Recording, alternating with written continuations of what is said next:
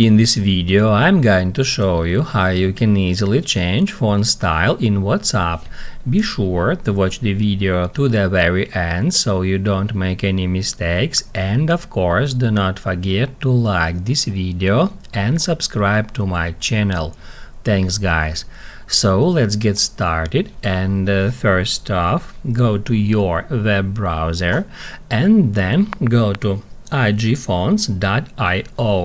This website allows us to use different fonts. So first off we need to enter our text here, and once we've done that it shows us the same text in different variety of custom and beautiful and nice looking fonts.